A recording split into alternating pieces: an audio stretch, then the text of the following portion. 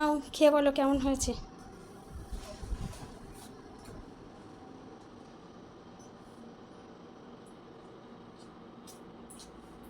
Heavy ভালো আছে? দারুণ হয়েছে। দোকানের বিরিয়ানির থেকে ভালো হয়েছে। সত্যি? Heavy thank you. তো চলো খেয়ে নিই। হেভি হয়েছে। হ্যালো বন্ধুরা, তো আজকে ভিডিওর প্রথমটা তোমরা তো দেখে বুঝতেই পেরে গেছো যে আজকে তোমাদের সঙ্গে কি ভিডিও শেয়ার করতে যাচ্ছি। হ্যাঁ, আজকে তোমাদের সবার প্রিয় বিরিয়ানি রেসিপি শেয়ার করতে যাচ্ছি। তো তার সবার আগে বলো তোমরা সবাই কেমন আছো? আশা করছি সবাই খুব ভালো আছো, সুস্থ আছো। তোমাদের ভালোবাসায় আমিও ভালো আছি। তুমি আমি লাইফস্টাইলের নতুন একটা রান্নার ভিডিওতে তোমাদের সবাইকে অনেক অনেক স্বাগত, অনেক ভালোবাসা। তো চলো আজকে রান্নাটা তোমাদের সঙ্গে শেয়ার করি। প্রথমে দেখো আমি কিন্তু 1.5 কিলো বিরিয়ানির চাল, ইন্ডিয়া গেট বাসমতি রাইস যেটা, তো সেটা 1.5 কিলো আমি এখন জলে ভিজিয়ে দিলাম। তো ওটা এখন 1 থেকে 2 ঘন্টা ওরকম ভেজানো থাকবে। তো তারপরে দেখো 1 কিলো কিন্তু আমি চিকেন নিয়ে নিয়েছি ভালো করে ধুয়ে। তারপরে এতে আমি দিয়ে দিচ্ছি এখন টক দই, গুঁড়ো লঙ্কা, জিরে মরিচের গুঁড়ো আর স্বাদ মতো নুন। এতে কিন্তু আমি কোনো রকম মানে হলুদ অ্যাড করব না। আর 3 চামচ কিন্তু আদা রসুনের পেস্ট। তো এটা দেওয়ার পরে আমি কিন্তু ওপর থেকে আবার একটু তোমাদেরকে সরষের তেল দিয়ে দেব। তো সবগুলো দিয়ে দেওয়ার পরে এখন সুন্দর করে এটাকে আমি ম্যারিনেট করে নেব। তো দেখো যতক্ষণ তোমরা ম্যারিনেট করে রাখতে পারবে কিন্তু তোমাদের মাংসটা ততটাই টেস্টি হবে। তো আমার হাতে অনেকটাই সময় ছিল, তো সেই জন্য আমি কিন্তু 2 থেকে 1.5 ঘন্টা আমি চিকেনটাকে ম্যারিনেট করে রেখে দিয়েছিলাম। তো তোমরা চাইলে কিন্তু এর থেকেও বেশি ম্যারিনেট করে রাখতে পারো, কোনো সমস্যা নেই। তো চিকেনটা সুন্দর করে কিন্তু আমার ম্যারিনেট করা হয়ে গেছে। তো এখানে দেখো আমি কিন্তু আলু আর পেঁয়াজ কেটে নিয়েছি। তো 1 কিলো মাংসের সঙ্গে কিন্তু আমি 1 কিলো আলু দিয়েছি আর 300 থেকে 350 গ্রাম কিন্তু পেঁয়াজও দিয়ে দিয়েছি। কারণ দেখো আমাদের চিকেনে কিন্তু পেঁয়াজটা বেশি যায়। তো এখন এটাকে সুন্দর করে আমি নুন আর জাফরান দিয়ে আলুটাকে সুন্দর করে মেখে নেব, কারণ কালারটা খুব সুন্দর আসে যেহেতু জাফরানটা দিলে। তো সেই জন্য আমি কিন্তু জাফরান দিয়ে এখন সুন্দর করে আলুটাকে মিক্সড করে নেব। তোমরা কিন্তু এইভাবে বিরিয়ানিটা করো। তো এই বিরিয়ানিটার রেসিপি বলতে পারো আমার অনেক রিকোয়েস্টের একটা ভিডিও। তো প্রত্যেকটা কমেন্টে আমাকে সবাই একটাই কমেন্ট করো যে দিদিভাই তুমি বিরিয়ানি রেসিপি দাও। তো সেই জন্য আজকে কিন্তু আমি এই বিরিয়ানির রেসিপিটা খুবই সহজ পদ্ধতিতে তোমাদের কাছে নিয়ে এসেছি। তো তোমাদের কাছে অনুরোধ রইল প্রথম থেকে শেষ পর্যন্ত তোমরা ভিডিওটা দেখো। তো এখন দেখো আমি কিন্তু কড়াইটা বসিয়ে দিয়েছি গ্যাসে, আর এখানে আমি কিন্তু রিফাইন অয়েল দিয়ে দিয়েছি। তো অয়েলটা গরম হয়ে যাওয়ার পরে কিন্তু আমি আলুগুলো এক এক করে দিয়ে দেবো। তো চলো আলুগুলো এখন এক এক করে দিয়ে ভালো করে ভাজা করে নিই। আর তোমাদেরকে একটাই কথা বলবো, ভিডিওটা কেউ স্কিপ করবে না, কারণ ভিডিওটা স্কিপ করলে কিন্তু তোমরা বুঝতে পারবে না যে কোনটার পরে আমি কোনটা করলাম। তো সেই জন্য তোমরা প্লিজ প্লিজ রিকোয়েস্ট করব ভিডিওটা ভালো করে প্রথম থেকে শেষ পর্যন্ত তোমরা ধৈর্য ধরে একটু দেখো, তাহলেই বুঝতে পারবে যে বিরিয়ানি তৈরি করা কতটা সহজ। অনেকেও ভাবে যে বিরিয়ানি করতে অনেকটাই কঠিন, তো সেই জন্য অনেকেও কিন্তু বিরিয়ানির ঝামেলাতে যায় না। কিন্তু আমি যে রেসিপিটা তোমাদের সঙ্গে শেয়ার করছি সেটা কিন্তু অতি সাধারণ একটা রেসিপি, যেটা তোমরা সবাই ট্রাই করলেই একেবারেই পেরে যেতে পারবে। তো দেখো আলুগুলো সুন্দর করে একদম লাল লাল করে আমি কিন্তু ছাকা তেলে এখানে ভেজে নিয়েছি। আর এখানে কিন্তু আমি একটা হাঁড়িতে আলুগুলো রেখে দিচ্ছি। তো তোমরা কিন্তু প্রসেসগুলো বারবার করে বলছি কেউ মিস করবে না, কারণ আমি একটু অন্যরকম টাইপের ভিডিও তোমাদেরকে দেওয়ার চেষ্টা করি। আর এখানে দেখো ওই তেলের মধ্যে কিন্তু আমি কিছুটা পেঁয়াজ বেরেস্তা করে নেব, কারণ এটা আমি যখন ভাতটা আমি মেশাবো তখন আমার এই বেরেস্তাটা কাজে লাগবে। তো তোমরা ভিডিওটা দেখতে থাকো যে আমি এই পেঁয়াজ বেরেস্তাটা কখন কিভাবে ব্যবহার করব। তো দেখো আমার পেঁয়াজটা কিন্তু একদম বাদামি কালার করে ভাজা হয়ে গেছে। তো এটাকে আমি এখন একটা আলাদা জায়গায় তুলে নেব। তো এটা আমি কখন ইউজ করব তোমরা সবটাই দেখতে পাবে। শুধু একটাই কথা বলবো তোমাদেরকে, কেউ ভিডিওটা স্কিপ করবে না। তোমরা অনেক রিকোয়েস্ট করেছো দিদিভাই তুমি বিরিয়ানির রেসিপি দাও। তো তোমাদের ভালোবাসায় আজকে আমি রেসিপিটা শেয়ার করছি। অবশ্যই তোমরা কিন্তু একবার বানিয়ে করে খেয়ে দেখো। আশা করছি তোমাদের সবারও অনেক অনেক ভালো লাগবে। তো দেখো সেই গরম কড়াইয়ের মধ্যে আবার কিন্তু আমি সর্ষের তেল এতে অনেকটা পরিমাণে দিয়ে দিলাম। যেহেতু আমার 1 কিলো মাংস আছে সেই পরিমাণে কিন্তু আমাকে এখন অনেকটাই তেল দিতে হবে। তো এদিকে তেলটাকে আমি গরম করতে বসিয়ে দিয়েছি। আর যে ভাজা আলুটা সেটা আমি কিভাবে নরম করছি দেখো। তো এখানে দেখো আমি কিন্তু টক দই আর একটু গোলাপ জল দিয়ে এখন আলুটাকে আমি দমে দেব। কারণ অনেক সময় না ভাজলে আলুটা শক্ত থাকে। তো যেহেতু বিরিয়ানিতে আলুটাই সবথেকে মাস্ট, তো সেই জন্য আলুটাকে আরও টেস্টি করার জন্য আমি কিন্তু এই প্রসেসটা ব্যবহার করে থাকি। অনেকেও এই প্রসেসটা জানো না, তো যারা জানো না তাদেরকে অবশ্যই বলবো তোমরা একবার হলেও এই বিরিয়ানির আলুটা এইভাবে দমে দিয়ে বিরিয়ানি করে খেয়ে দেখো। সত্যি বলতে সবাই কিন্তু তোমার আঙুল চেটে খাবে, দরকার পড়ে কিন্তু তোমার আঙুলটাও চেটে কেটে খেয়ে নিতে পারে, এরকম একটা অবস্থা। তো চলো ফটাকসে দেখো আমি কিন্তু পেঁয়াজটাও সুন্দর করে একদম বাদামি কালার করে দিয়েছি। আর যে ম্যারিনেট করা আমার মাংসটা ছিল, তো সেই মাংসটা এখন কিন্তু আমি কড়াইয়ের মধ্যে দিয়ে দিচ্ছি। তো আর ওইদিকে দেখো আমার কিন্তু হাঁড়িতে কিন্তু আলুটা দমে দেওয়া হয়েছে, খুব সুন্দরভাবে কিন্তু একটা গন্ধ ছেড়েছে আর হয়েও এসছে। এবারে কিন্তু আমি আলুটাকে গ্যাস অফ করে দেবো আর এদিকে আমি মাংসটাকে সুন্দর করে ভালো করে কষিয়ে নেব। কারণ মাংস ভালো করে না কষালে তার একটা গন্ধ থাকে, যেমন এমনিতেই মানে চিকেন একটু আঁশটানি গন্ধ থাকে। তো আমি ভেজে নিইনি, সেই জন্য আমি কিন্তু খুব সুন্দর করে চিকেনটাকে এখন কষিয়ে নেব। আর যে গামলিতে আমার ম্যারিনেট করা মাংসটা ছিল, তো সেই গামলিতে অল্প একটু পরিমাণে জল দিয়ে ধুয়ে আবার মাংসতে কিন্তু দিয়ে দিলাম।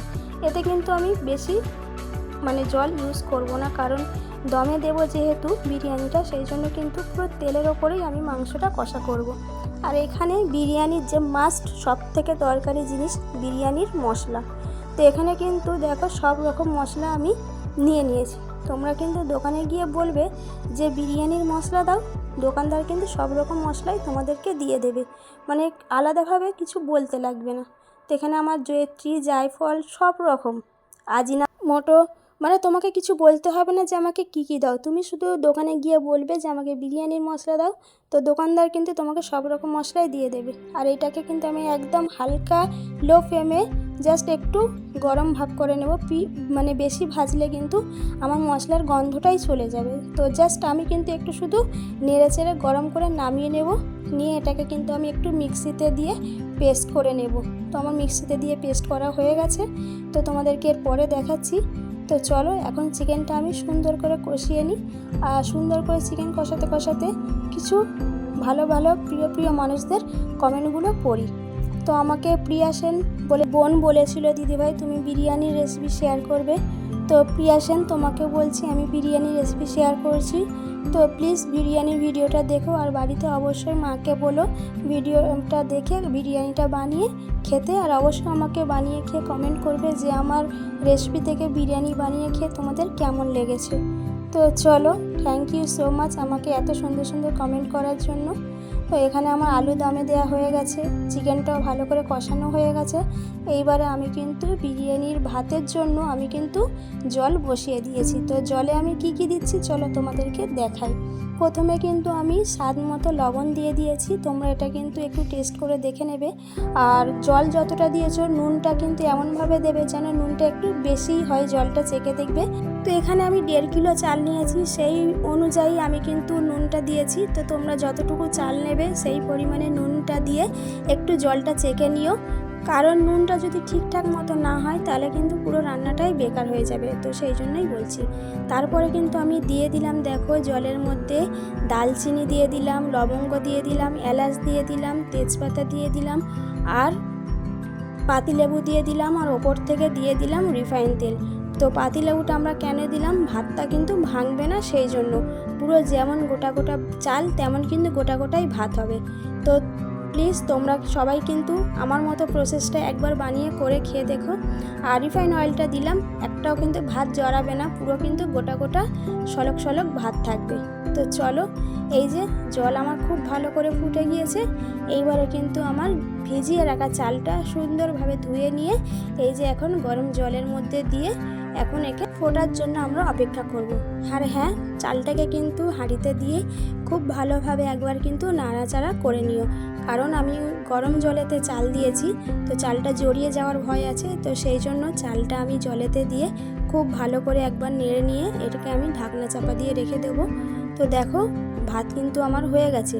আর হ্যাঁ, সবথেকে মেন এটাই হলো, কিন্তু 1 ফুট বাকি থাকতে তোমরা কিন্তু ভাতটা নামাবে। পুরো ভাতটা একদম হয়ে গেলে ভাতটা যদি নামাও, তাহলে কিন্তু আমি বিরিয়ানিতে দমে দেওয়ার সময় ভাতটা আমার একদম নরম হয়ে যাবে আর খেতে একদমই ভালো লাগবে না। তো সেই জন্য 1 ফুট বাকি রাখতে কিন্তু তোমরা ভাতটা সবাই নামাবে। তো আমি 1 ফুট বাকি থাকতেই ভাতটা নামিয়ে নিয়েছি। আর এখন দেখো, চুপড়িতে দিয়ে জলটা ছেঁকে নিচ্ছি, কারণ এতটা চাল আমি বসাতে পারবো না। তো সেই জন্য আমি ছেঁকে নিয়েছি। তোমরাও কিন্তু এরকম ছেঁকে নিলে অনেকটাই সুবিধা হয়। কি বলো তো, বুদ্ধি থাকলে না অনেক সময় দেখবে খুব সহজেই আমরা কিন্তু আমাদের কাজগুলো সুন্দরভাবে করতে পারি। তো এখন বিরিয়ানিটা দমে দেওয়ার পালা, যেটা সব থেকে মেন ইম্পর্টেন্ট আমাদের বিরিয়ানিতে। তো দেখো, প্রথমে কিন্তু আমি ভাত দিয়ে দিয়েছি, তারপরে এই যে ভেজে রাখা আলুগুলো দিয়ে দিলাম, তো তারপরে আবারও সাদা ভাত দিয়ে দিলাম। এইভাবে কিন্তু আমাকে একের পর এক লেয়ার করতে হবে। তো বিরিয়ানি সাজানোটা তোমরা অবশ্যই কিন্তু ভালো করে মন দিয়ে দেখো, কারণ এই বিরিয়ানি সাজানোটাই সবথেকে আমাদের মেন পয়েন্ট। তো দেখো, লেয়ারের ওপর থেকে আবার আমি কিন্তু মাংসটা সুন্দরভাবে দিয়ে দিচ্ছি। আর আমি যে মশলাটা তৈরি করে রেখেছিলাম বিরিয়ানির, সেটাও কিন্তু আমি মাংসতে কিছুটা দিয়ে রেখেছিলাম, কারণ মাংসতেও কিন্তু সুন্দরভাবে একটা সেন্ট আনা খুবই দরকার। তো বিরিয়ানি তো অনেকেও অনেক রকম পদ্ধতিতে বানায়, তো সবাই তো সব রকম পদ্ধতি জানে না। তো আমার পদ্ধতি তোমরা একবার হলেও বাড়িতে ট্রাই করে দেখো। আমিও অনেক কারোর পদ্ধতিতে বাড়িতে বানাই, তো সেই জন্য তোমাদেরকেও বলছি। আর দেখো, মাংসটা দেওয়ার পরে কিন্তু আবারও একটা লেয়ার আমি ভাত দিয়ে দিলাম। তো এই করে কিন্তু আমি 3টে লেয়ার ভাত দিলাম, যেহেতু আমি যখন ভাতটা কাট করব তখন কিন্তু আমার মাংস আলু সব যেন একের সঙ্গেই ওঠে। তো তারপরে আমি দিয়ে দিচ্ছি এখানে মিঠা আতর। তো আমি দেখো একটু দুধ নিয়ে নিয়েছি, দুধটাকে সুন্দর করে গরম করে নিয়েছি, ওতে আমি কিন্তু মিঠা আতর আর জাফরান দেব। তো মিঠা আতরটা কিন্তু তোমরা সবসময় কিন্তু দুধেতেই দেবে, কারণ দুধেতে মিঠা আতরটা দিলে তোমাদের ভাতের প্রত্যেকটা জায়গায় কিন্তু সুন্দরভাবে পৌঁছে যাবে। আর উপর থেকে দিলে না এক এক জায়গায় সেন্ট হবে, এক এক জায়গায় সেন্ট হবে না।